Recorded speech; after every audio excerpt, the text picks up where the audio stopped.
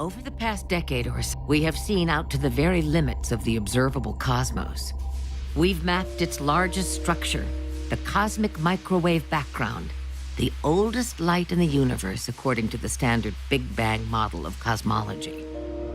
What we have discovered is shocking. On the very largest scales, we see a pattern of really big hot and cold spots which line up around a special axis, which has been dubbed the axis of evil. And it's quite puzzling. Why is there a special direction in space?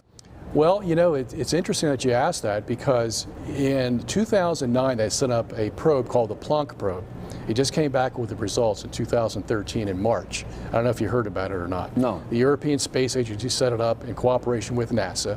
This was the third attempt that they had to nullify the data that they were finding in the cosmic microwave background radiation that permeates the whole universe, that the Earth was in the center of the universe. The first one they sent up was in 1990 called the COBE probe. It came back, showed the Earth was in the center. The WMAP was the second one in 2001, came back with the same data. And what they tried to do was say that this was all an error. It was some kind of misreading, or it was, there was contamination in the apparatus or the sky or whatever. So they sent up a third probe in 2009, just came back in 2013. Guess what? Same exact results. Same exact results. And what were the interpretations? Well, the Earth has to be in the center of the universe. And we have somebody quoted in our book, Lawrence Krauss of the Arizona State University, who says, yeah, this means we're in the center of the universe. Let's pick up on that point a bit. You mentioned that the background radiation, microwave radiation in the universe, supplied data from which it became apparent that the Earth was in fact at the center of a moving universe. Explain why that is so. Why do these data confirm that? Okay. Well, the Big Bang Theory predicts that there was an explosion 13.7 billion years ago. Okay? So if there was an explosion, then that means the explosion had to come out equal on all sides of the sphere. It had to be what they call homogeneous. Okay? And that's naturally accepted. It's like homogenized milk. Sure. You know, you shake that thing up and you can't see one place from another place. It's all homogenized. And that's what they needed for this Big Bang universe. What they found when they sent these three probes up, yeah, some of it was homogeneous, but it's like having a bowl full of Jell-O with two swords going through the middle of the Jell-O. What are the swords? The swords are the orientation of the cosmic microwave background radiation throughout the universe. What do you mean by the orientation? Okay, there's hot and cold spots they found. It's not homogeneous. There's hot and cold spots in this microwave background radiation, and if you align all these cold spots, it forms an X through the whole universe. Unbelievable. And guess what's in the middle?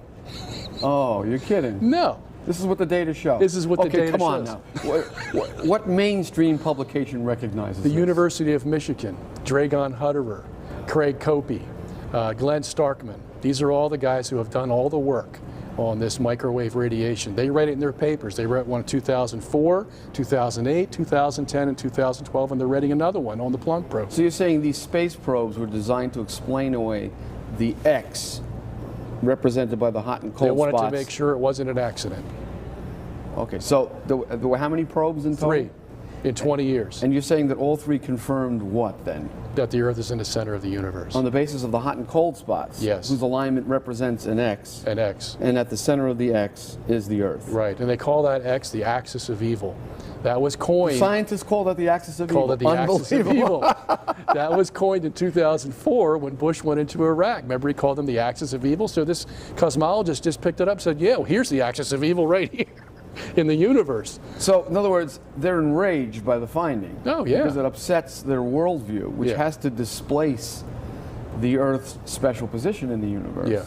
Which fits in rather nicely with a divinely created universe. Right. Made for man. All of cosmology is based on what we call the Copernican principle. Every piece of data that they get in their telescope has to be filtered through the Copernican principle. And that's what the Big Bang Theory does, NASA does it, ESA does it, everybody does it. The upsetting thing about this microwave radiation is it just totally defies the Copernican principle. The last probe confirmed that as well, you say? The last probe, yeah. As a matter of fact, where was that result reported? Obviously everywhere, but give me some examples. March 21st in the European Space Agency report. As a matter of fact, it's in our movie. What's their attempt to explain the latest probe's findings away? Anomalies. So is everything we know wrong? Well, if the Copernican principle is wrong, then yes. Because as Bob said, everything is interpreted through that epistemological grid. And if that foundational assumption is wrong, then yes, our picture of the universe is fundamentally wrong. Now, the scientists will argue back and forth about this. They are very invested in a very successful model.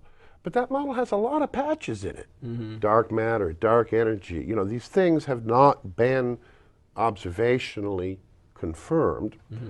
They believe they must be there because their formulas have gotten them so far, and so they'll plug in these other entities to make the equations work. But there is a strong and growing, very credible group of scientists who are beginning to question the Copernican principle. For example, we all learned about dark energy. Dark energy is causing the universe to accelerate its expansion. Well, George Ellis and a group that he works with, that we talk about in the film with, they said, wait a minute, let's just play with this for a second. Let's look at the world through a different view. Let's put Earth near the center, and let's get rid of the Copernican principle. Can we explain everything we see without dark energy? And the answer is yes, you can. And you will see many papers now in the peer-reviewed journals. They call it void cosmology. And the idea is that we're at the center of a void, and if we assume that the Earth is in that special non-Copernican position, we don't need dark energy to explain these observations. And that's big. That's big, because nobody has a clue what dark energy is. Well, that's one of the things, Bob, isn't it? That it seems to me that, okay, so there's a big riddle here that, at least from the purely scientific point of view, there's this big riddle, and the riddle is, how does the universe work? Okay, at some point, you throw out a guess about some aspect of it, and then to support that guess, you have to come up with 3 more guesses. And to support those 3, they each spin off 10 more. Well, at what point do you get called on the fact, hey guys, every time you come up with one of these further guesses, you're further removed from anything observable. Yeah. But, it makes it on the cover of Time magazine, and the average Joe goes, ooh, dark matter. They have the slightest idea what that means. The guys hypothesizing it barely know what it means. So what does that say of the way I think everybody there's so many people in modern culture walk around with this like, ooh, science, wafting the incense at the altar of, and I mean, your point earlier, yeah, we know how a cell phone works and that's cool, but this stuff is so much theory and hypothesis and there's nothing to back it up. It's really kind of unscientific science. If the Copernican principle is wrong, that means all of science is wrong.